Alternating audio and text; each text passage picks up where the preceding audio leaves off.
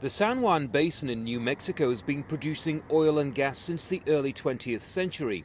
This region is home to more than 300 oil fields and 40,000 drilled wells, and business is booming. For communities like Aztec, that means living alongside an industry that some say has a darker side.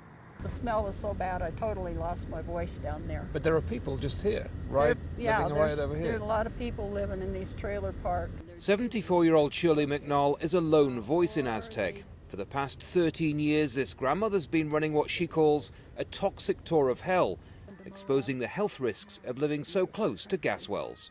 They're miniature industrial sites in our neighborhoods, and we're subjected to the emissions that are toxic. Hydrogen sulfide's running pretty high in this area. I personally was hit with hydrogen sulfide Christmas Eve of 2005, and it almost killed me.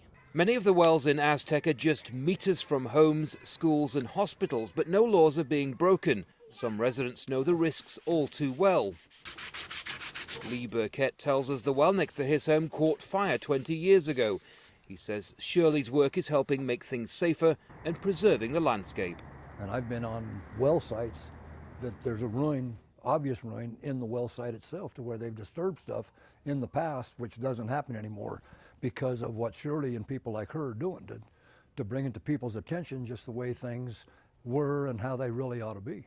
Shirley's claims are backed by scientists who say oil and gas exploration releases dangerous gases that have serious impacts on people's health.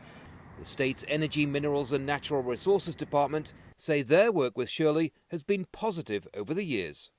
In all, there are about 150 wellheads in Aztec, but the truth is many people in this region rely on energy companies to make a living.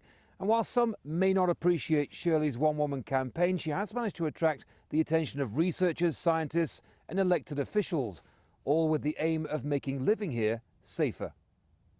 Despite her own health concerns, Shirley has no plans to stop her so-called toxic tour. Aztec, she says, needs the jobs, but not at the expense of people's health. Andy Gallagher, Al Jazeera, Aztec, New Mexico.